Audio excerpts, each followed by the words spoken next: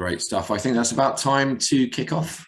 So, depending on where you're dialing in from today, good morning, good afternoon, and or good evening. And welcome to the second in our series of panel discussions hosted by Axis. My name is Matt Castle and I'm Head of Engagement for Axis. If you haven't come across us before, Axis is an inclusive collaboration technology designed to revolutionise meetings and workshops by harnessing the power of diverse teams and the wisdom of crowds, and by making sure everyone has a voice. Today's session focuses on how we can create and build on allyship and inclusion for trans and gender variant co-workers, and we are very privileged to have a fantastic panel of experts joining us today. So I'd like to start by welcoming to the panel Katie Neves. Katie has been a professional photographer and filmmaker for 34 years, but she came out publicly as being transgender after living for 48 years as a man. Katie formed Cool to be Trans to support and inspire other trans people and also to educate others on trans issues. She uses humour to deliver trans awareness training in an entertaining way and appears regularly in the media. She is on both ITV's and BBC's list of experts. Also, she was awarded the Fellowship of the Royal Society of Arts, Manufacturers and Commerce in 2021. A very warm welcome, Katie. Thanks, Matt. And yeah, it's lovely to be here with these two other awesome trans ambassadors. I'm so pleased to be working with them. They're fantastic. Great stuff. Brilliant. And you're very welcome. And next, I'd like to welcome Eva Echo. Eva is an activist, blogger and public speaker focusing on trans rights. Eva works with a number of organisations and charities to create change whilst promoting diversity and inclusion. Very warm welcome to Eva. Thank you. Thanks for having me. Just to echo what Katie said, really, really happy to be on this panel. Amazing people. So yeah, thank you. Awesome. Brilliant. And our third panelist today is Celia Daniels. Celia is an Asian Indian trans woman of colour who is an entrepreneur, musician, photographer, storyteller, activist and blogger. She writes and speaks passionately about her struggles and challenges in both the US and India. And as a management consultant with top Fortune 100 companies, she educates, empowers and advocates for transgender and gender non-binary individuals in the business world. In 2019, Celia received the Human Rights Campaign's Equality Award for outstanding commitments and service to the community. She currently serves on the executive board for Trans Can Work and as the VP of Stonewall Democrats in California. A very warm welcome, Celia. Thank you, Matt. Thank you for this wonderful welcome. I am so glad to be here. I know it's been a great, amazing year, and especially as I look forward to sharing space with Eva and Katie and all of you. I'm so pleased to be here. Thank you. Wonderful, brilliant. So if I can kick off our discussion today by asking you all to fill us in a bit more about your personal and professional backgrounds and what your main focuses are. So if I could start off by asking that question maybe to Katie. Yeah, sure. Yeah. I mean, I suppose in terms of my personal and professional, say I've always been a photographer and filmmaker, and so I've been doing that for 35 years. But say 3.5 years ago, I came out very publicly as being trans, but I didn't just decide to be trans. No one chooses to be trans. I've always been trans. And it's just one of those things that it's something that it's how you're born. The only decision you have is whether you do anything about it or not and decide to transition. And the thing is that ever since the age of around 3 or 4, my head and my heart were telling me something very different to the label that I'd been given at birth. And I remember one of my earliest memories was of my mum catching me trying on a pair of my sister's knickers, and she caught me, she told me to take them off. And for every day of the following week, she would pull my shorts down to check that I was wearing my own pants. And it was humiliating, but it sowed the seed for a very long time that what I was doing was wrong, was dirty, was naughty. But things, however much my mum told me off or humiliated me about it, the urge and the need to cross-dress as it was then, or as I thought it was, would always be with me. And it's just, and the things I've always had what's called gender dysphoria, which is a mismatch between how you feel in your head and your heart, your gender identity, as opposed to the sex characteristics and the label that I was given at birth. But the thing is that gender dysphoria very often increases over time, and that's exactly what happened with me. And so when I came out, my I came out very publicly by doing a coming out video, because I'd been a freelance photographer at that stage for 22 years, and I built up a great reputation for myself, and I just felt, and that my business was actually named after my old male name, which was Martin. So it's Martin Needs Photography and Film, and I felt that if I'd changed the name of the business to Katie Needs Photography and Film, nobody would know who that was, and it'd be like starting the business from scratch. And so I made a coming out video, and I sent it to all my clients, and I put it on all my social media. Go big or go home. I was so worried, because I could have lost everything. But thankfully, I did lose some clients, but thankfully, a lot stayed with me. Anyway, I then started vlogging my whole journey, got picked up in the media, and I started doing lots of interviews for initially local radio and newspapers, and then escalated to national radio, television, and national newspapers and magazines. And so all of a sudden, I became this gobby trans woman that you see before you now. So, and then formed Cool to be Trans, to do trans awareness training and inspirational speaking. And I'm absolutely loving it. It's just, there is so much of a need for it now. There really is, and I think it's something that's really coming to the fore now. So that's probably about me. Otherwise, I'm going to be taking over the whole thing. Thank you, Katie. Awesome story. And if I could ask the same question to Celia, please. Thank you so much, Matt. My journey started in the early 70s in India. I remember, like what Katie was sharing, 4 years old, I told my mom I wanted to wear my cousin sister's clothes. I took a sari, covered my head, and started running around the house. My mom knew that my gender was not aligning with my anatomy. There was something different about it.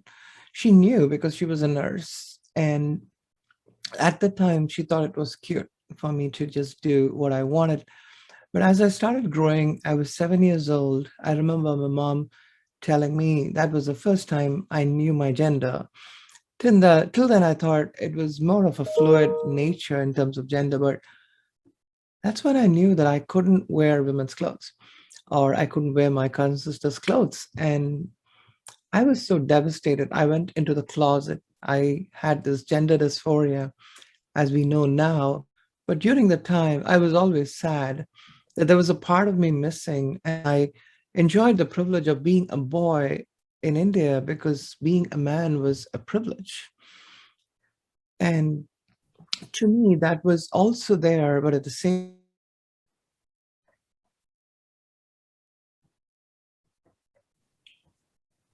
started kicking in, there was a lot of trauma that I was going through. And also at the time, I remember I went through abuse in my family.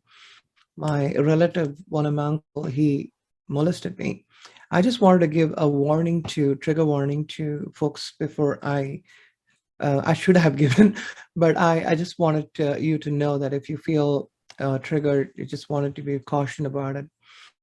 But this is one thing that I share, because many a time, a lot of us, when we are growing up, we are being used, or we've been abused because of who we are, and we are so vulnerable.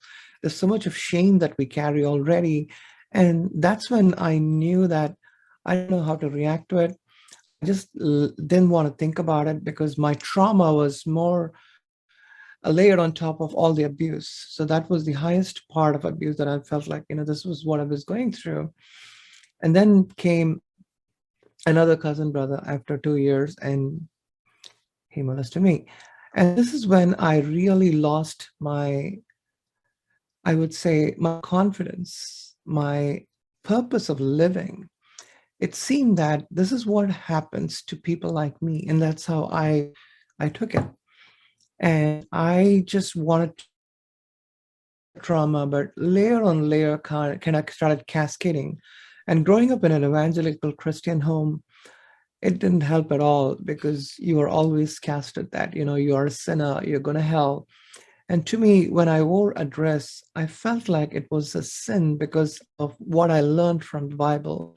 In fact, it's the opposite. But when I learned that I'm a sinner, I started thinking about how can I harm myself and how can I kill myself? And that's the way my childhood was. The whole time I was thinking and scheming about self-harm. And one day I realized that I'm going to come out. All things, I'm going to come out. I gathered all the courage that I have, and I stepped out in my little apartment and walked into the streets. And I was caught by, this was in my ninth grade, probably I would say 10 or 11 years old. I was caught by some of the security guards and I was publicly humiliated. So it was such a traumatic experience where if I was an adult, probably they would have burnt me alive. And nobody cares if you die in India, and especially if you're trans, because that's what you're supposed to be. You're the scums of the society. And that's when it started hitting me that I cannot live my life. There is no purpose in my life and I need to end it. I tried committing suicide a couple of times and it was really hard for me to go through that. And I lived in denial at that point in time. And I thought there was something wrong. I didn't want to be a girl, but always I felt like there was a strong force that kept pushing me and telling me that. And my therapy sessions were all on the beach. I completely packaged I looked at my entire life and I said, this is a denial. I don't want to be a girl and this is not who I am. And I started I did my master's in computer science in India. I worked on some of the great projects in human genome that came to India as well during the time. I started focusing on music, kept my mind busy.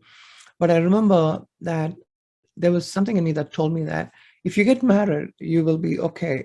All your femininity is going to go away. I don't know what kind of a concept that was, but I did. I got married to a beautiful woman, and I was always attracted to women. And that led me to a point where I felt like I'm going to start a family and everything is going to go away. I was invited by Dun & Bradstreet to US to work on some of the projects and managing the projects. Professionally, I was very successful. I was in New York in '97, and I remember I had to pull out the curtain from the window and wrap it around myself, and I just sat in the bed crying because gender dysphoria is huge, and it can really take you off. And I thought to myself, I'm here starting a life, and why am I not in this point? And I remember telling my wife about it and she didn't get it. And that's the time I also had a little child, this little beautiful 1-year-old baby was born. And I thought to myself, I'm a husband and a father. Why is this happening to me? Can I not think about it? Maybe I can just take this out of my mind.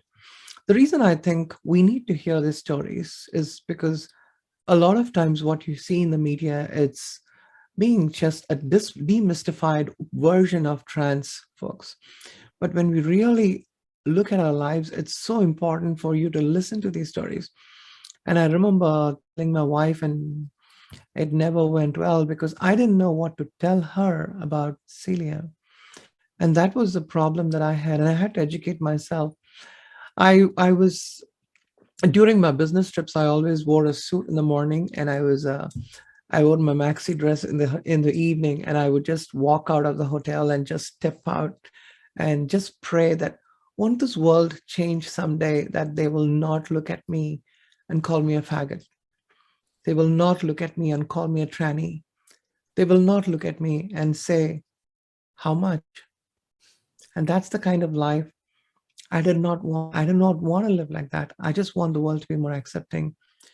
And I started becoming an advocate. I started studying a lot about the trans community. It really changed my life. And I can share a little bit more during our conversations, but I just wanted to pause here just for us to understand that we are not choosing a lifestyle like what Katie was telling. This is our life. And we are made and we are wired differently. And that's why companies need to be more accepting. And though I managed all these wonderful portfolios up to 250 million in my job, I felt like I was just marginalized as a trans person. We can talk a little bit more, but thank you so much for just giving space for this little introduction. Thank you, Celia. Really inspiring story. And can I ask the same question of Eva, please? Yeah, sure. So yeah, my name's Eva Echo. My pronouns are she, her. I am a activist, blogger, spokesperson, I am also head of communications and engagement for Birmingham Pride. I'm a brand ambassador for the London Transgender Clinic. I also work with the trans-led charity Gendered Intelligence, and I also sit on the Crown Prosecution's hate crime panel. And, you know, despite all of that, I am a proud trans woman. However, I never used to be proud. I never even used to acknowledge that I was trans. A large part of that down to denial and the fact that trans people or anyone that's different, you only have to look at racism or, you know, disability. If you are different from mainstream society, you're immediately cast out to the fringes. I knew I was, I wouldn't say trans, I knew I was different from around the age of 4 or 5. And that was on a family holiday. I was told to get out of the bath and to dress myself because my mum needed to go and help my aunts downstairs. And I just instinctively put a towel around myself and pretended it was a dress. Did not even know why, did not stop to think about it. It just happened. And I had no words for it. You know, when you're that age, you don't know how to articulate that. You don't even know how to process something like that. And it's worth pointing out that typically the age 4 to 6, 4 to 7, that's usually when children become more self-aware. And so you hear a lot of stories of trans people or gender non-conforming people knowing quite early that they felt different, that they didn't fit in with what was supposed to happen or what they were supposed to do. But I just want to take this point to say that not all trans people know that they are trans at a very early age. There are some who can, you know, seemingly go through life presenting one way and all of a sudden in their late 20s, 30s, 40s, even 50s, suddenly think, you know what, this isn't me. And that's the social conditioning that we all grow up living in. We're told to be one way. It's a societal construct. And, you know, there are some people who can go, you know, for a large portion of their lives just thinking, you know, yeah, I am male, I am female. And it just takes a sudden moment for them to realize that all through their life, they've been trying to push these feelings down. And it's only when those feelings then come to the fore, that's when the gender dysphoria hits. That's when you can feel all sorts and you start to unpack who you are. And again, it's worth pointing out that not all trans people feel gender dysphoric. Sometimes, you know, most people do, but not everybody. And that's because the trans experience is so unique, so individual, that no two transitions or no two journeys are the same. So since I came out, I've been doing as much as I can to basically create positive and long-lasting change. I came out 4 years ago at the age of 37. And, you know, up until that point, my life was dogged with mental health issues, right from puberty. And trigger warning, again, just in case there are those who find this stuff difficult. I've literally spent my life dealing with severe depression, self-harm, suicide attempts. I spent most of my adult life with an eating disorder. And that was as a result of this need to understand me, this frustration that's within me, and a way to try and, I guess, control my life. And I took it out on me. And being an ex-musician, I realized that something wasn't right when I came back from a UK tour with a band from Canada that I have loved and admired. And I thought, during that tour, night after night, sitting on stage behind a drum kit, I should be happy. I realized that I was presenting a version of myself that the crowd would see, but it wasn't me. I felt a complete fraud on stage every night and then meeting them after the shows, that I realized something needed to change. And I'd gone through my life having complete meltdowns. I would keep pushing myself until I didn't want to be here anymore. And I would then have a complete meltdown. Next morning, I'd wake up, feel completely ashamed, but I would then try a new role, thinking that the next one would be the answer. And that would be my life, just constantly having a meltdown, trying to be someone else. And it wasn't until I realized that I am trans and I started to accept that I actually realized this is who I am. I can't escape it no matter how much I try. So since then, I have been working and doing all I can to help create change for others, because this isn't just about my journey. This is about pushing back against the society that does not accept difference, that doesn't accept or include people who society doesn't feel this, you know, this world is created for. So I've been involved in a number of projects, and my current one is taking legal action against the NHS in England. And that's basically because the long waiting times for trans patients for a first appointment is currently measured in years when the actual target should be no more than 18 weeks. Wow. Yeah, mine was 3.5 years to get to first appointment. Yeah. Really? Wow. Well, thank you for that, Eva. That's 3 really inspiring stories there. So, Eva, if I could stick with you and ask you, how important is it to use trans and gender variant inclusive language? And could you give some pointers to the audience today on how best to use that and do that? Absolutely, yeah. Language is so important because it's one of those things like society is ever evolving, and if we're not careful, we could become stale with the language that we use. When you look back at etymology, everything predates so much, and when you think about the current definitions we use, no one ever really stops to push those boundaries. For example, what is it to be a woman? What is it to be a man? With these days, we get so much hate from gender critics, transphobes, who basically say, you're not a man, you're not a woman. And that's all based on old definitions. And by using correct language, we're acknowledging the existence of gender non-conforming people. And we're not saying to people, you need to wipe your vocabulary and learn a brand new one overnight. That's not what we're about. We're simply saying, broaden the horizons, broaden the definitions of the language and the meanings and the terms that you currently use to be more inclusive. A really great example is about a year ago, someone came up with the phrase women, but with an X instead of an E. And the idea of that is based on the MX title, that it's not supposed to be male or female. And this idea of women with an X in it was supposed to include trans women. But, as much as it was a great idea to create that, it was actually very, very harmful, because by creating a new word for women, you are essentially saying that trans women do not fit the definition of women, and therefore you need something new. And so basically, that is hardly used these days, and the term is just the straightforward women, WOMEN, that we've always used. And that's what I mean about just simply shifting the attitude, shifting and broadening the definitions to be more inclusive. And the great thing about language is it's up to us as we push forward to evolve that.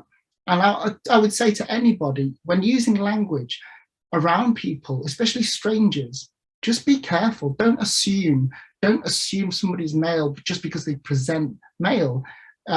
Pronouns, for example, you can use they, them until the point that somebody introduces themselves and their own pronouns. Don't assume, and don't just wade in there, because you just don't know, who that person is until you really do get to know them. And language as a form of communication is absolutely vital to making everybody feel included. Brilliant. Yeah, Can I chip in there, Matt? Yeah, absolutely. I agree there.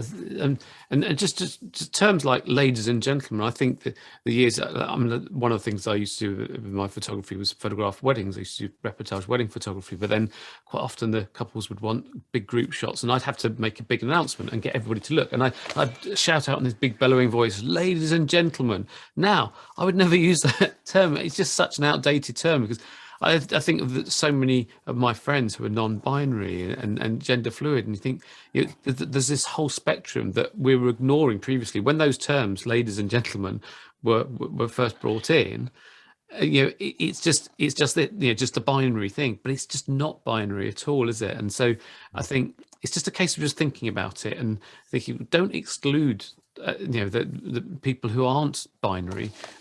So I think those sort of terms are really, really important. Absolutely. Celia, would you like to share any other insights in that one?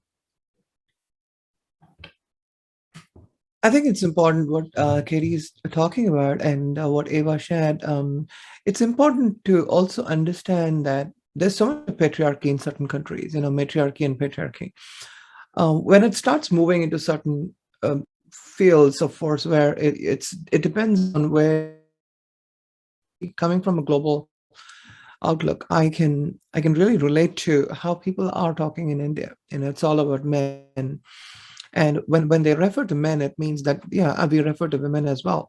In California, when I saw that, guys are so popular. Hey guys, how are you? And here's a person walking into a room where there are 10 women and one guy sitting there. They just walk in and say, hey guys, how are you? And they all respond, oh, we're doing fine. But that's the kind of practice we need to avoid, because what happens is you kind of marginalize the fact that, and you give more importance to the to the guy part of it, which doesn't make any sense to me. And these kind of terminologies always, you can say, hey folks, or hi everyone. And that's the way we want to approach going forward, because it also helps with women when you are in a setting. It's not just about binaries, but as it's so important to also focus on a language, a way of addressing people that would be more inclusive of everyone in a setting where you need to have those languages being introduced in the companies as well, instead of saying ladies and gentlemen. It's so common, and in California it's like, hey guys, and it's all cool because and sometimes when I'm with my relatives, we start using the word hey guys, and this time I was using hi. So what do you folks do for lunch, or what do you want to do? And they were like, folks, that's pretty ancient. But you know what? They didn't care. They were just okay with it. And they were all saying guys, and I was saying folks, and they were slowly changing. So it's a matter of habitual thing, and we can change it. It's all a matter of how do we change it and present more inclusivity into the work environment. Answers there. Okay, so we're seeing some really positive initiatives in the enterprise space. So the chairman of PwC recently launched the CEO Action for Diversity and Inclusion Coalition to normalise diversity-related conversations around top-level leaders in large companies. Bank of America employees are actively encouraged to discuss gender, race and other identity-related issues in a respectful, learning-focused manner. And Accenture have launched an initiative to promote a gender-neutral dress code. How important do you see these initiatives from the big players, and what else could you think they could be doing? And I'll start that one with Celia, if that's okay. Yeah, thank you, Matt. That's a great question. I think a lot of companies are trying, let me put it that way. They are doing their best. But what I've seen is there are certain elements and aspects within a company. When I was managing a portfolio, I couldn't come out because there was a lot of patriarchy, and it was in consulting firm where the CEO was a brown person. And if you have too many brown people and all from India, it's also not going to sit well. So I was consulting for this technology company, and I felt like I'm not able to come out, and I'm in US. Why can't I come out? Because that's the environment is, if you are at a senior level and if you're coming out, then you might have a problem if the company is not inclusive. The other thing that I've seen is both the two aspects to it. One is the employees who are existing and the external hires. So if your employees who are there, you want to give them we want to empower them. At the same time, you're also looking at your external hiring part of it. Companies are doing a lot of branding and pink washing in certain aspects. Some of them do in a nice way, but some of them are just pink washing, and then they forget about the trans community. November 20th, we had the Transgender Day of Remembrance. Close to, I would say, 46 to 47 trans women in US were murdered because of who they are. And a lot of companies don't even know about it. All they think about is pride events. And when I was writing the policy for one of the billion-dollar company, I felt like the document that they gave me was so simple that, oh, we're going to do bathrooms, we're going to do this. It's not about bathrooms, but it's about boardroom. In my opinion, and when I worked with all these Fortune 100 companies, I've seen that everyone says, just go hire trans people, fill all the cubicles. And that's not the attitude. My point is, how is your board? Is your board diverse? Can we change your board and the kind of people that you have in the board? Because it's so important to have a diversity in the board as well. And also forming allyship in the companies is so important. For instance, when I applied for a job as a senior director, managing a portfolio globally, they didn't want to hire me because they thought trans people like me will never be that good. And that's what they said. It's so appalling when you really look at it and think about why are these companies talking about inclusivity. And here I am having a wonderful resume with 23 plus years of experience in healthcare and life sciences. And I've got great credentials from my clients and I've got awards from the clients. But when I'm Celia, it's the same person, but when I'm Celia, it completely demystifies and marginalizes who I am. And that's how companies are today. And in my opinion, I think it's not about just that. If you look at the data, it's about PricewaterhouseCoopers, anybody, the Gartners and Gartners of the world, McKinsey's of the world. If you look at the data that they have, it's all about hiring trans community. We want to hire these people. Are you retaining your trans employees? Are you providing them a safe environment? Are you just hiring them and asking everyone to get into the boat and you have not given a life jacket to the trans employees? The rest of them have a life jacket. That's how I look at companies today, because you need to make sure that first, even before you hire the trans employees, you want to make sure you provide a safe environment, your policies are inclusive, and it has to be absolutely to the T's dotted, absolutely to make sure that the inclusivity is there. There's harassment policies, there's privacy regulations, there's so much in the policies that need to be written where you want to make sure that you first create that environment, you provide that environment, and then you hire trans folks. Don't just hire them, put them out there and say, oh, figure it out. And when I've asked for statistics from some of these companies, I said, okay, what's your statistics on hiring trans people? They were like, oh, we just hired a lot of trans people. How many have you retained? They have in 3 to 6 months because your environment is not great. So I've been challenging all these companies to go and look at hiring at all levels too, not just at the lower level, but also in the senior level within the companies. And that is so crucial because people like me, I got left out. I applied for 30 companies in LA and all the 30 companies had a CEI, Corporate Equality Index, of 100%.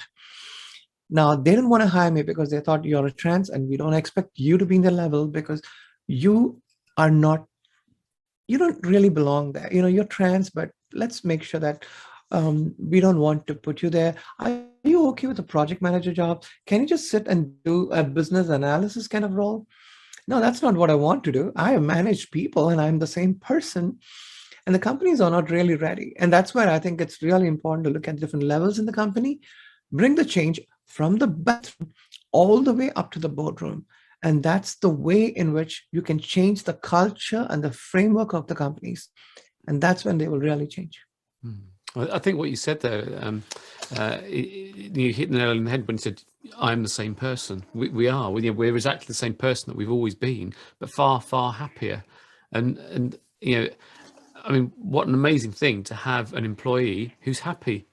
Because when you're not happy and when you've got that gender dysphoria that's just really troubling you, it's awful, isn't it? It just takes over your whole life and your work suffers. It's terrible. But when you are actually allowed to be your real self, it feels absolutely amazing. And happy people do their best work. So I have to agree with that. And more productive employees. And when you're, as an employee, when you know you're being supported, when you know you have someone to turn to, it can make all the difference. As marginalized people, even just the slightest little thing can make our day. For example, if I'm out having a meal at a restaurant and I see that the server has pronouns on their name badge, immediately I relax. Immediately I know I'm in a safe space. I can enjoy this moment. Imagine what organizations can do for employees just by sending very simple but very firm messages of inclusion. And also the way I always look at it from an organizational point of view is, how would you feel about a trans person as the face of your company? If, as an organization, you would think, I'm not too sure, I have to think about it. If the answer isn't a definite yes, don't have a problem with that, you need to really reevaluate your position on how inclusive you are, because at the end of the day, as Celia was saying, we can still do the same job. Transitioning doesn't change who we are. I didn't suddenly stop, knowing how to drum as soon as I came out. I'm still the same person. I just present differently. I feel different because I can be myself. So it's a lot of it needs to be driven from the top to set that example and show your employees that if you're trans within the company, we will employ, we will recruit, and we will push you up to the top if you want to. The opportunity is there. But you really got to set that example so that you then use that to attract other trans people, other diverse people into your organization. You've really, really got to set that example. And even just on your application form, using the correct language is so important in attracting those people. Right. Awesome answers. So the next question has sort of been touched on already, but I'm just going to see if we can get a sort of another layer on it. So I've seen a lot of terms used like rainbow capitalism, pink washing, and I've also read some not so positive stories around non-inclusive branding. So have you got any feedback or more feedback on that, and also some pointers on how the companies in the audience today that have joined us can focus on really empowering trans and gender varied employees? And I'll field that one to Katie first, please. Yeah, thanks, Matt. Yeah, I see this a lot actually. So often, but I'm sure the other two back me up on this. Is you get booked to go and do lunch and learn sessions during transgender day of visibility, or Trans Awareness Week, or Pride Month, or any of these other weeks and months and days and things. They just bring you in to do that, and then they think, oh, we've done the trans thing for the year, we don't need to bother for another year now. Oh, aren't we good? And then they plaster it all over their social media, and aren't we doing really good? Yeah, really well. We're so inclusive. But then the thing is that so often these lunch and learn sessions are done to a voluntary audience, and all you find is that the people that turn up are the people who are on side anyway, and so you end up preaching to the converted, and it serves a purpose in that it furthers their education, which is fine, but it doesn't actually reach the people that it really needs to reach. For a company to be serious about trans inclusion, then they need to make trans awareness training mandatory for all staff, everyone. There's no excuses, all staff, because that is the only way of reaching them. The people that don't want to hear our stories really need to hear our stories, and it's the storytelling that really makes a difference. When any of us three here tell our story, it touches people's hearts, because then they really think, oh yeah, well, what would I do if that was me? Because none of us chose to be trans. It's just who we are, and we're so much happier for admitting it to ourselves, and none of us wanted to admit it to ourselves either. But now we have, and we're we're over the other side of it, if you like. We're so much happier, and I think that companies need to take it much more seriously, rather than just saying, oh yeah, we'll bring a trans person in to entertain us for an hour, and then off you go. See you next year. Sure. So yeah, I think that's important. Awesome. Yeah, you brought a great point, Katie, because it's not about just hiring trans folks and branding and pink washing, but also looking at the intersectionalities. When you're looking at companies, there are brown trans women, there are black trans women. If you look at the disparity in the salary scale, like white men are here, and then white women here, probably $1 and $80, and then it goes down to the black men, and then black women, and then it goes to the trans women, who are probably in the bottom of the food chain in the company. And there's so much of disparity within the salary range itself in the companies. And that's why it's so important to look at the experience of the employee, looking at the way in which you can bring this diversity, and looking at data. Because to me, it's changing your process of people, and also enabling technology related applications and products that can really, really bring in inclusivity. I've been working on a product where I thought it just had male, female, and others. But when I see companies in the recruiting space, when you see Workday or SAP, when you have a male, female, and then you have an option where you can say, you can choose bisexual, asexual, or then say your gender non-binary, you have more options, and you feel that the company understands what you are, and they're giving you more space for that. And then another thing which I think both Eva and Katie were talking about is training in terms of psychological safety is also important, because psychological safety during COVID-19 has become a big deal in companies, and employees are so much drained and drowned, and emotionally they are upset about a lot of things. And there's so much of communication, and especially they're going into a virtual mode, a hybrid mode. there's a lot going on. And when you think about trans community, we've been going through this our entire lives. Psychological safety, you talk about it, that's been our problem the whole entire life, not just now. And I was mentioning this in a panel discussion, and they were like, wow, we didn't know that you were going through a psychological safety issue in our company. And I said, that's the way it is, because we don't want to bring it up. We can feel that the company is not providing an inclusive platform for me to bring up or raise my hand and say, I don't feel safe here. And that's where I think it's important for companies to also look at the psychological safety. When you have sexual harassment trainings, which is mandatory, why don't you have trainings for trans folks? Because they don't know, the companies don't know. The HR doesn't carry the burden for the entire company. CEO doesn't carry the burden for the entire company. The middle managers don't carry, it's the entire staff. Building that allyship is so key within the company to change the culture.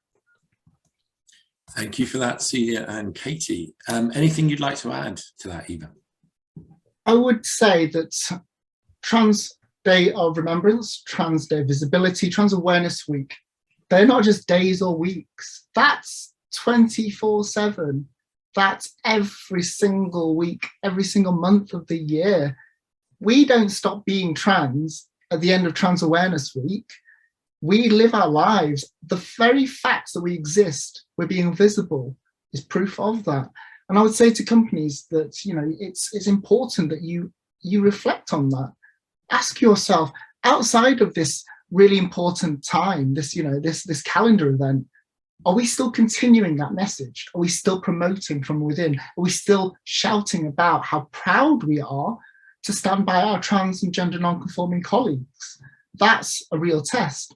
And also, what I would also say is, I'd like to flip it on its head as well, because as a marginalized community, we are very defensive, and we can be on the back foot over just the smallest things, and we have to be. We're so resilient, but we face hate from all angles, and we spend so much of our work, time at work, that's really an essential place where we should be able to feel safe. And if we don't, then obviously, we will say something about it. But to companies out there, I would say it's okay to make mistakes. I have had a lifetime to deal with who I am, what gender identity is, how I feel on the inside. I would never expect any organization to get it just like that, because, your allies have to go through their own, almost a mini transition as well, to come to terms with and to accept and to learn about trans people before they can include them. So, outside of the Trans Awareness Week, keep pushing and don't be afraid to make mistakes. The most important thing is learning from those mistakes. And we've just got to be really careful that as a community, we don't become this entity that's seen as, subscribing to cancel culture or being too demanding because we expect everybody to get it right. It's work in progress, and we've got to work together throughout the year to keep making sure that all those awareness messages, the visibility, the remembrance, is constantly at the forefront in every day of the working week. I totally agree. And I think most people are supportive. I mean, okay, yes, we all know about all the anti-trans brigade. That they're out there. Yes, we know that. All of us have had tons of hate from those people. But I think the majority of people are supportive. But many people are very. They can quite often be nervous about talking to people like us because they're worried about offending us. And so I think it's just an education piece, isn't it? And it's just working with them and doing it in a nice way, and doing it, use humor and humanity to bring that out and make people understand you. I think that's the thing. And then they can just realize that, trans people are just ordinary people who want to be happy. And that's it. That is the entire message, isn't it? Very true. So we've already touched on this. What can companies do to attract and retain trans and gender variant talent at the executive level? And if I can kick this one off with Celia. That's been one of my pet peeves. Hiring at the senior level is so important, and bringing in more intersectional identities and diversity within the boardroom and also at the C-level is really important. When a person is capable, it's not about what I've seen within the companies. They just if you come out as a vice president of the company, and then they say, oh, now Mark is now Melissa, and they've come out and they're okay with it. But for them to hire a Celia from outside at the vice president level is where I think there's a problem. I've not seen them do that. So they do talk about, hey, you want trans people? Look at Mark. Mark was Melissa is now Mark, and they just keep talking about the way in which they've progressed within the company organically. But my point is to hire trans folks, and that's where I think you need to have a good recruiting engine. So what I would suggest is it's not about companies just hiring people. Hiring is very easy. And I've seen a lot of companies, and I work in the board for Transcan Work. We have seen companies just always sending us emails saying, we want to hire trans people. We want to hire trans people. Then have you had any training? How to retain them? Have you had training to be an allyship, have allyship programs? Do you have that as a part of your learning management protocols within the company? They say, no, we don't. And that's one thing that I've seen. And also there are lots of areas where I think it's important for the companies to look at talent, and productivity is really good. And like Katie was sharing about happy employees, when you're innovative, it also brings in a lot more innovation within the company because you're creative. And when you come out in a company that is inclusive, it's much more easier. But if you join a company that is more inclusive, and that's where I think it's really, really important for every folks within the company to make sure your ERG, your DNI groups, your HR, and also even your manager needs to understand why they want to hire a trans employee. I'm applying for I have my own consulting firm, and I do program management for these biotechnology companies. And when I do that, it's very interesting because they look at my resume as Daniel and Celia. It's like, I have it as Celia. And then they say, what's your legal name? And I have not transitioned medically. I've socially transitioned, and in a legal standpoint, I've transitioned. And there is a part of my name which is still Daniel. And when they look at it, they say, oh, you're Daniel. So what is your pronoun? I've seen certain companies do that. Certain companies don't understand that. And also, when you look at the security, when you look at privacy within the company, when you look at the building allyships within the company, when you look at a job, when you have the medical benefits in the company, what type of benefits, and they need to have all that framework in place before they hire trans employees. And I have seen one trans recruiter for a multinational company, and this person just called me and said, hey, Daniel, how are you? And I was like, I go by Celia, and I did apply for a job, and it said it's Celia Daniels is my preferred name. And then the person quickly browsed and said, oh, my apologies. I didn't know that. So there are companies that don't look at these finer details, and that's when it becomes a problem for when they are the gateway of the company. When you have a bad experience with a recruiter, that gives you a bad experience with the company as well. They can be an Accenture, McKinsey, Pricewaterhouse, I don't care. But if you do not understand, if you don't educate your recruiting firm, if you don't educate your HR, they will not get it. When I was in a job interview in Verizon, the lady walked up to me and said, you look like a lady, Celia. Why do you want to tell you're a trans? And I looked at her and said, are you kidding me? I'm trans, and I want to be a trans. I don't want to be a woman. I don't want to be a man. This is not my thing. I'm a transgender woman. And the reason is because they want you to fit into the protocols within the company. They don't want to create another one. In fact, in my opinion, if you bring in the gender non-binary culture in a company, it's like a Y2K issue because you're literally breaking open every fragment of the company. And I've really found this. I've seen it personally. When you look at the branding, the marketing departments, you look at security, privacy, technology, process changes. It's literally an organizational wide change that you're looking at. So yeah, there is a lot of work that you need to do, but think about the benefits. 60% of the millennials are going to be running the companies in 2025. In California, 27% of the youth came out as gender non-binary. And it's so important for companies to really, really think about the gender variant community And that's why I'm a big advocate for the gender variant community. But it's always easy for companies to say, hey, you're trans. Okay, you're a woman now. It's so easy, thumbs up. Oh, you're a trans man, thumbs up. We got it all figured out. No, I don't want that. I want to always push the edge and the envelope there. And they're like, no, I'm a trans person. I want to create another. I don't belong to the binaries. Now that is where I think companies can really change. Great insight, Celia. Katie and Eva, would you have anything to add? No, I think Celia did that very well. I think yeah, yeah. No, I don't really need to add to that. That's fine. I would just want to say that, like, in addition to what Celia said, before you can invite people in, I mean, think of it as a family. Before you can invite people to your family around to your house, you need to make sure your house is in order. It's all very well promoting from within because existing employees know that person.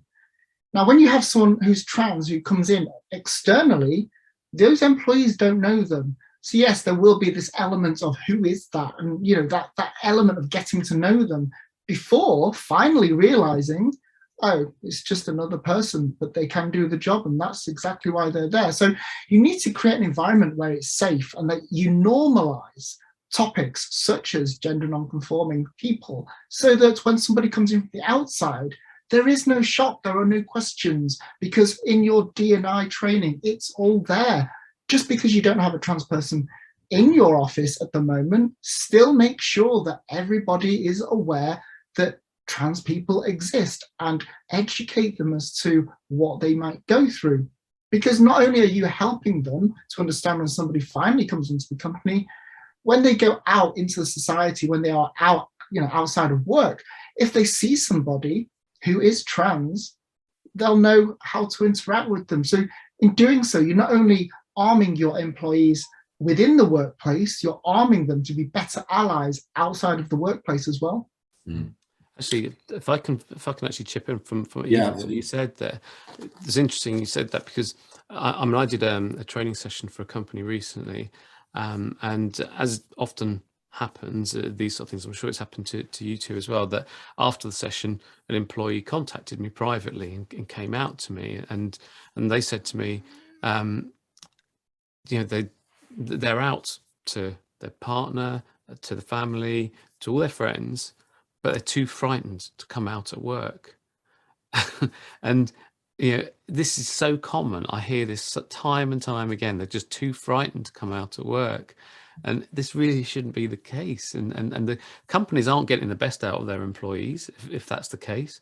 And companies, they're blissfully unaware of this. All this, they're thinking, oh, that we haven't got a problem. There's no problem. It's because the employees are too frightened.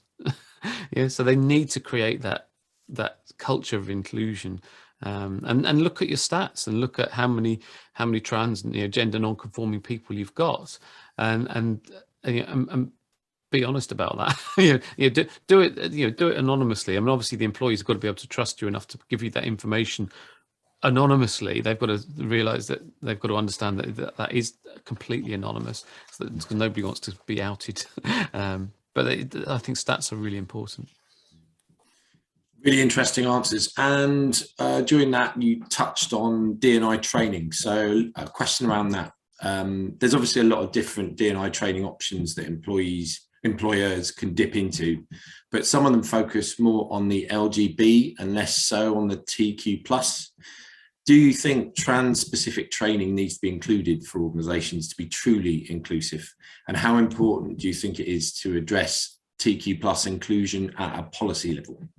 And I'll kick off with Eva, if that's okay.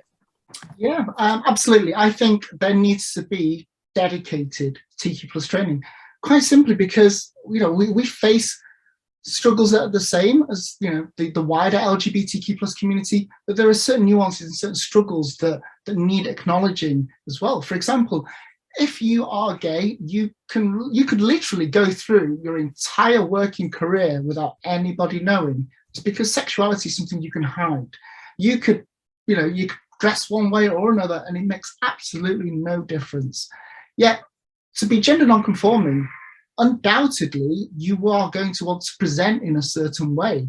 And there, because it's such a visual thing, straight away that highlights the differences. And yes, we do share certain things, but we're more likely to want to be out in the workplace, as Katie touched on just then, that, we're more productive, we're happier. And by being out, you get the best out of your employees. So having specific training around that is absolutely vital, so that you can create this culture and this environment and allow people to embrace that as well, because it's not something we can hide. And as you've all heard from our stories towards the start of this, we all came out, we needed to, it was a necessity to come out. We could no longer keep pushing these feelings down and trying to bury them. It just does not work like that. So definitely dedication. And we need to think about diversity right from the core, because it's an issue that, a lot of, for example, HR departments have treated as a bolt-on product. They have their existing policies and they then think, okay, well, D&I is a thing now. Let's just write some policies, slap it in the folder, off we go. But no, it shouldn't ever have been a bolt-on product. To be truly diverse and inclusive, you need to strip away everything, rewrite every policy from the base and from the foundation, and bake it into the foundations and grow out that way, because that's the only way that you can really be inclusive.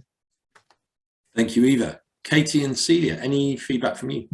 Yeah, I think that I mean, a lot of people, start off doing sort of LGB training, and because they're from the LGB community themselves, but then have added on the T and the Q bit of it, because they think, oh, well, that's what people want, we'll just do that. But then so many LGB people I know that don't actually understand a lot of the T issue and T and the Q issues, and so why would you train in something that you don't understand yourself? I think it should be something that is dedicated, and I think it should just be people who have lived experience of that training, because it's just so much more powerful when the person who is living that story is standing up and telling that story and explaining it. People get it, they understand it. Whereas if you just got someone to say, well, this is what you can say, this is what you can't say, it's a bit of a yawn, really. Yeah. So it's a very specialist field, and I think it's something that people should take seriously and have it as specialist training, definitely. Brilliant. Anything from you, Celia? Yeah, absolutely. I think Eva touched about it. It's so important for the LG and B community. They're cisgender, right? They're still cisgender. Now, when you think about the trans communities, because you don't identify in the gender you're born. And fundamentally, there are, even within the trans community, I have seen some discrimination, which is interesting. Because what they think is, when I'd heard some of the trans folks, in fact, when I came out in 2013, I was not willing to medically transition because I had medical problems. I still do. And so they said, you're just a cross-dresser. Now, what happens is when you just marginalize a person that way, and when you're coming out in a company saying that I'm not medically transitioned, but I'm socially transitioned, I'm Celia at work, how does it really make any difference? And that's when I started educating companies, even within the trans spectrum, as to post-op, pre-op, and non-op trans. And that's something that I started introducing, and also talked about social transition in the companies, which people don't talk about. They mostly talk about the medical transition. It's always about, a lot of medical transition. But I believe that the younger generation who are coming out now, especially in the Q world, the queer, gender neutral, gender fluid, they are not able to fit into even within the T community. So live along the LG and B. So this is a little bit of a part where you always want to stereotype people within certain boundaries, and you want to put them in these little boxes because that's how your mind perceives them. And to me, I want to break these boxes, because you need to have a company where you just call them all employees, and it's not male, female, black, white, or brown. It's all about, I value my employees. When you value your employees, none of this matter. If they are bad in the performance, that's when you want to really take a look at it. So I think it's so key for the companies to start taking out all these, not just the diversity policies, but it's so important for them to first value their employees. And once they do that, everything falls into place, and especially they can start empowering employees and creating that kind of an inclusive environment. Brilliant. Okay. Just something based on what Celia's just said, and again, it actually falls nicely into what we discussed earlier about language. For example, the idea of pre-op, post-op, those are fairly outdated terms, and they unfortunately are held against people within the community by people within the community. And we need that cohesion. We shouldn't be judging someone whether they've been able to medically transition or not. Whether you are out or not, you are trans. Whether you transition or not, socially or medically, you are trans. And you can't get away from it. The only reason that somebody might think you're not trans is because it goes against their definition of what is a trans person. To say that somebody is post-op, you're essentially boiling down gender to genitals, physical features. But is that gender identity? That may be an expression, that may be a way of dealing with dysphoria for that particular person, but it does not define them. And so we need to be careful with the language that we use in companies so that when referring to employees, we just refer to them as a human being and we value them for their work, not because they've had this, not because they're awaiting this. When it comes to transitioning, there is typically this set timeline that people seem to think we have to follow. You've got to go to a doctor, then you do this, then you do that, then you do this. And, lo and behold, you have your gender confirmation surgery and you pop off the end of almost like a conveyor belt or a production line, and you are trans, you are completed. I don't think anybody can ever really say, I have transitioned, because we are transgender. We were born in a way that means that we've had to play catch up for all of our lives.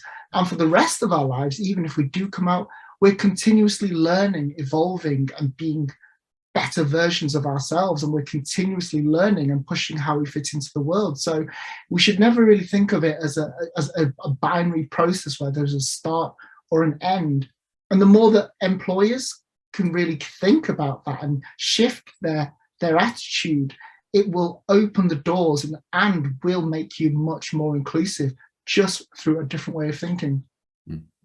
Just to plug in a little bit of the Indian culture, right? It's a 7,000-year-old culture, and especially in India, India was gender fluid. It was very gender variant, and that's the way Indian history has been in the past. And when the colonial rule came into India, they started pulling in all these binaries. Now, I also seen certain countries where the colonial rules have actually messed up the culture within that community, like even the Native American culture. If you see, there are 5 genders actually. In India, they call it as a third gender, which I sometimes feel like, that's just a way of identifying the trans folks in the third gender. But we should be a third gender. Even women should not be a second gender. It's not that male are the first gender. Who made you the first gender? It should be gender. You should not call them a third gender, which I feel like they need to change that terminology. But a lot of times, Eva, I think what you said, it makes a lot of sense because we are marginalized ourselves too. We think that, oh, I'm just this, I'm not transition. I'm so sorry. I'm not transition. Who cares? Do I look like a man? No, I am. How do you know when you're medically transition? So that is the important part in the companies, not just judging by the way it is, but also understanding the culture of where they come from. If you're Native American, then they would know that you are coming with so many genders and you have so many other identities that you're carrying with you. So those aspects need to be incorporated into your corporate culture. And that's where it's so important for them to understand all the identities and different cultures and countries and colors. And caste system in India is terrible. I mean, I don't want to go there, but they're all a part of it. So it's important to, demystify all the other identities and just focus on just human beings. Absolutely. Brilliant. Well, I've got time for just another couple of questions, but I would encourage the audience, if they have any questions for our panel, to drop them into the chat now, and I'll make sure I'll try and get them in at the end. So next question, can you recommend any resources for employers or allies that they can dip into? And I will feed that one to Celia to start with, please. I have I mean, there are so many resources in the companies, and especially my thing is listen to the trans community, just talk to the trans folks. I've seen a lot of organizations reach out to the LG and B community to understand the trans community, which is good. I think they are allies. Most of my friends, best friends, are in the gay community, but they are my allies. Whenever they need for me, when they have a trans topic, they give me a space to come and talk about it instead of them presenting it. I think that culture needs to change. I've seen a lot of my in the companies that especially when I was working with a company and I came out as trans, the LG and B community asked me this question: Cecilia, can we see you in a sari tomorrow? I'm wearing a suit and I'm telling that I'm coming out. And this was by the LGBTQ community. And to me, it was like, okay, I said, I'm going to train you folks and let's get the training going. And one gay person said, okay, I can train about trans because my partner is trans and I can talk about trans. And here I am, a trans person who can actually tell them about what's going on. But that's where I think it's important for us to step back and say that this is your space. And I want to give importance to your space and your story because that matters. That also happens in a lot of companies. We need to be conscious about it and change it. And the word allies is important. That the way I abbreviate it is acknowledge your privilege as a cisgender person to help the trans community. Acknowledge your privilege. L is listen to the trans community, listen to the voices, listen to the stories, and listen to why they are trans and what they're doing. The second L is to learn to unlearn. A lot of times you have learned something you don't want to unlearn. You want to do that. It's more important. Even I had to unlearn a lot of things that I had learned. And then I is to instigate tough conversations and tough decisions within your company. So be that person who is instigating those decisions. E is basically to educate. Educate yourself and educate the community around you, educate your company. And it shouldn't be the trans people who are always educating because that becomes so draining on us. And it's important for the companies to know this because they need to have that education. The S is the part where it's important because a lot of times I've seen being supportive is not just by staying outside and just saying I support trans and I'm going to have she and he in my pronouns, which is great, but be supportive by getting involved. I think that's more important. The word involved is very important because it's so easy for you to be supportive. So one of my friends, for instance, they asked me, how can I be involved with the trans community? I said, can you review this resume? Very simple, right? It's just review this resume of my trans friend. And also, can you just coach them for an interview? And this person immediately felt like, oh my God, I can do that? Yeah, do that. Very simple, very effective, and it's more empowering. So the allies that's the way I would say that, if you want to take away something from this conversation, you can always keep this in mind as the allies. Great. And can I feed the same question to Katie? Any resources you'd recommend? There's a really good book, which I've got here actually, written by Robin Moira White and Nicola Newbegin, called A Practical Guide to Transgender Law. So for the UK, it's a really good reference book. And so it's got lots of, sort of case histories and stuff like that. Absolutely brilliant reference book. I've also it's a bit of a plug, but I've got lots of links, useful links on my own website on the mentoring page to things like support groups. And that's support groups for people. There's a brilliant charity called Mermaids, and they support transgender children and their families. There's also support groups for partners of trans people, and obviously then links to other support groups for trans people as well. So because it's not just trans people you have to think about, you have to think of everybody else all around them as well. It's not just so there's as companies need to think about that they're not just employing trans people. They will also be employing families of trans people as well, and they've all got their own journey as well, because we're all on it's a bit of a cliche, but we're all on a journey with this.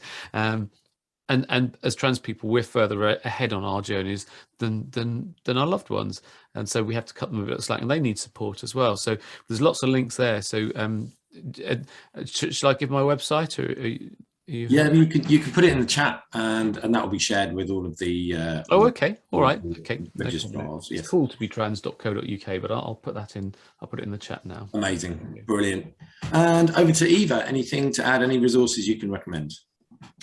Yeah, I would always recommend going with organisations and charities, especially the ones that are trans-led, because that's where you get the most accurate and most important information. And you could read many books, you can go on many websites, but the purest form is talking to trans people, talking to the allies, talking to those directly affected by this particular experience, because it's enriching. And yes, it's extremely draining for trans people to keep telling our stories, to keep doing various things for others to learn. And that's where allies come in, because once you've spoken, once you've learned a lot of things from the trans people, it's up to you to start implementing them in the workplace, so that whatever happens, how would a trans person feel about this? How would it affect them if this isn't made at policy level? That way you can use what you've learned and put it into action, which is so important. It's great having a set of resources, but if organizations aren't really learning from them and then putting them into practice, then it's completely lost. Brilliant. And that segues nicely into my last question, which is, at Axis, we are all about being biased towards action. So can you recommend a few practical steps employers and/or allies can do tomorrow to make a difference? Yeah, I mean, we live in a binary world. Everything that you see around us is a result of this conditioned way of thinking. And taking action is so important. And you just only have to look close to you. It doesn't have to be a radical change. You don't have to go out tomorrow, rewrite every single policy and fill the boardroom with diversity. Start small, change your way of thinking. For example, you could start off with removing the sign on the toilets, make them all gender neutral, because all you're doing really is reinforcing that binary. Simple little things like making sure there are sanitary towel bins in every toilet, men and women's toilets, if you choose to keep that sign on. Those little steps show that you're thinking, you're actively considering those who will be affected by these little things. And it's those little bits of action that will encourage those who are gender non-conforming within your company to maybe come out, because they see these little things, they see these gestures, and they think, you know what, they get me, I feel more comfortable. And it will result in a better relationship, more trust, to the point where they can come out. So little things like that, all allies have it within their power. Change doesn't have to always come from trans people instigating it. Excellent. And Celia, any recommendations from you? I think I mentioned in the previous answer about the allies. That's one thing that I would recommend. And also trying to bring in that change all the way from bathroom to boardroom. Like, it's so simple, right? Changing the signs within the company and bringing those experiences and hearing our voices, basically, having more trainings and providing, I would say, a gender neutral language environment within the company. So the lastly that I would say is provide an ecosystem around the trans community. Even your company, provide a trans ecosystem where you are ready to hire trans people before you hire trans people. Because if you talk to the trans community within the companies, they will say how difficult it was for them to even come out. And so it is really hard to just make a change when you start hiring trans people and then putting them in your company and later realizing that, oh my God, I didn't do this, I didn't do this. It's always a catch up. So my question to my answer to the companies is, if you want to be a great ally, proactive, don't be reactive. And so you got to really open up and be absolutely on top of your game. And if you do that, there's so much of business, and there's a lot of trans talent out there, and everybody wants to find a job, and they want to help the trans community. So being in the executive board of trans can work. I've seen a lot of companies reach out, and also we provide a lot more trainings into these companies. And I also started looking at consulting for the companies, where we can provide. So I personally do consulting for all the IT firms because I've seen that the IT industry has not changed at all. And even within various industries, I've seen these changes that some industries are pretty quick. The medium and small size industries are very quick in adapting the changes versus the companies that have been legacy for 30 years. So there is a little bit of a change and the framework in which these companies are based out of. And it's going to take time. And the best thing is to also educate the trans community and also helping the the managers of the trans folks who are in the company. So I've done education both ways too. Even within the trans community, I've done a lot more education as to you're now entering a cisgender world. After you have been in this, but now you are in a company, and this is how it's going to be. And it's not, do not take it in the wrong sense, because there is a conscious bias and conscious bias. There's so much going on in these companies, and certainly if your performance is not good, that's important too. Just because you're trans, you're not going to get away. You need to perform. So it's a competitive world out there, and that's why it's so important. I personally want to educate and empower trans folks that the company, when they hire them, they're like, oh my God, I did not know this person is so good. And that's what I love to see in the future. Thank you, Celia. And I'll pass the baton to Katie. Yeah, I would say, if a company is right at the start of their journey into making it more trans inclusive, the first thing they can do, absolutely for free, won't cost them a penny, is just to get all the staff to put their pronouns on their email signatures and on their profiles and everything. And you think, well, why should that make a difference? But just that small act can make a big difference, because it shows that you understand, first of all, what pronouns are and the significance of them. The thing is that also it's not just for trans people as well. It's for, a lot of cisgender people have got names that you can't guess what their gender is from the name anyway. So names such as Chris or Leslie, or even like Dr. Smith, you wouldn't be able to guess what the pronouns are. So I think it's just something that it shouldn't just be for the trans community, it should be for everyone. And then that helps to create that much more inclusive and much more educated culture. So I think that's the first thing.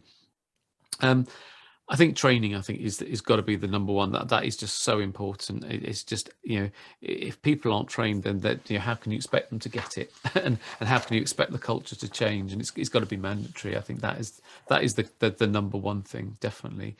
There are so many different things. Having a transition at work policy in place now. Don't wait for someone to come out. I've heard of so many stories where somebody's come out to their HR manager and as being trans and hasn't come out to the rest of the team yet. And there's a sharp intake of breath from the HR manager. Run away! What are we going to do? It's much better to consult trans people, get that policy in place now, so that it's there for when somebody does come out. Then at least you can put it in place, and make sure it's flexible as well. Ask that trans person how they want it handled, because everybody's journey is different. They're all going to go about it a different way. So lots of different things. Whatever. I think also having not just having like pride group events, but have items about trans issues within mainstream events as well, because then that helps reach a wider audience, because so often only LGBTQIA plus people go to those pride events, or a few allies, but everybody else thinks, oh, it's not for us, so we're not going to go. So you need to reach that wider audience. Good grief, there's so many different things. Even just down to things like travel. If you're sending someone, if you're sending a member of staff abroad, think about where you're going to send them, because there are many places in the world that it's illegal to be trans, or even some of the other LGB as well. So and the consequence of that is often imprisonment, can even be death. Yeah. So think about where you're sending people, and it's not just about the venue that they're going to be working in. Think about how they're going to travel, the hotel, and how they're going to travel from that hotel to the venue as well. And so there's a lot you've got to think about. But yeah, I think training is definitely number one. Great stuff. And that segues quite nicely into the first question from the audience. So what positive steps and processes can I implement in my business to support transgender transitioning? Who would like to take that one? I'll leave that one open to the floor. Okay. Well, shall I start off with that? I mean, I think we've already covered quite a bit of that, but in terms of transitioning, when they come out, first of all, well, usually they would go to the HR manager first of all, and then that's the time when you get you get the policy out, and you sort of start looking at, okay, well, what can we do, and you work out, but then ask that person and how they want it, because some people will want to. They may well want to make a big announcement to everybody. They may not want to do it. They may want to just do it small to begin with, and then grow it outwards. Just get their support network all around them. That's what many people feel a lot safer doing. But everybody's different. So I think that's the thing. Don't penalise them if they're going to be taking time off for medical appointments or for recovery time after surgery and things like that. There's just, that support them in that, because I've heard of so many horrific stories where companies have penalised their trans employees for taking such time off, and that really shouldn't be the case. Have a buddy system. If there are other trans people within the company that are happy to help, get them involved and buddy them up, and have mentors, or bring in an external mentor in to help them through it, because it's a really tough process, and it's one that many people are so worried about in coming out, because it's really hard. You just don't know. You don't know whether you're going to end up being bullied out of a job. You just don't know. And back them up. Just 100%. Just be there for them. Definitely. Sure. Brilliant. We have one other question that's come in. What can I do to make the office more comfortable for my trans colleagues? So if Celia or Eva, if you'd like to field that one. I think most importantly, I would say ask them. You can't really second guess.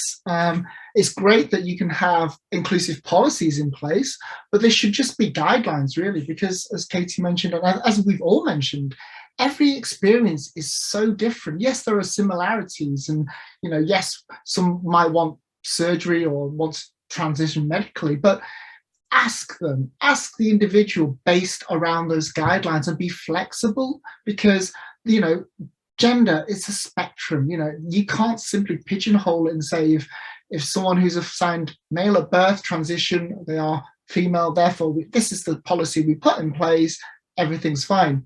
It's fluid. They may then come out later on as non-binary, and you've got to allow for that as well. It's not a simple case of somebody comes out once. So be there, be flexible, and ask them what you can do around that policy that would really be able to support them. Okay, great. And is there anything you'd like to add to that, Celia? Yeah, absolutely. In the US, the culture is a little different when you compare it state to state. There are states like Texas where it's okay to discriminate a trans person. And is the company good enough to protect the trans community, even in a state like Texas or Louisiana or any of the red states? Because there's a lot of misconception in terms of the trans employees. Now, California is a little more liberal, but what about the states where the companies need to protect the employees and protect them from all the discrimination? And I would say it's also important to have that kind of an environment. And if your company needs to be a part of a community, your company can't function just on its own because you're a part of a community. So the company folks need to get involved in the community in order for you to be a better ally. So if you're an ally looking for an opportunity to work with the trans community, find opportunities to get out and work with the trans community. It could be as simple as conducting workshops. I've been working with Bank of America and a few other companies that are providing workshops. And in fact, I've also initiated a conversation where they have also taught the trans community to be entrepreneurs. small, small business. How's the blueprint and what are you looking at from a state perspective? What are the laws? What are the documents you need to fill up? All that kind of important opportunities, you can be involved. And those are the areas where you can really, really be a part of the community. And even within the organizations, the managers need to be educated, because it's not just about anyone else. The manager who is directly working with the trans employee needs to be really aware of what they're going through. And that is very critical, because if that relationship is severed by some other misconceptions, then we have a problem. And that's why it's so important to understand the laws in the state and also be more compassionate. Compassion and empathy are really, really important when it comes to the trans community. Because if you don't have that, it's going to get very legalistic. So. Sure. Excellent answers. Well, I'm afraid that's all we've got time for today. So I'd just like to say a huge thank you to our panel, Katie, Celia and Eva, for a really educational and enlightening session. And of course, a massive thank you to all of you that registered today. Please watch this space for more on our webinar series and have an awesome day. Thanks, Matt. Thanks. Bye. Bye-bye. Bye.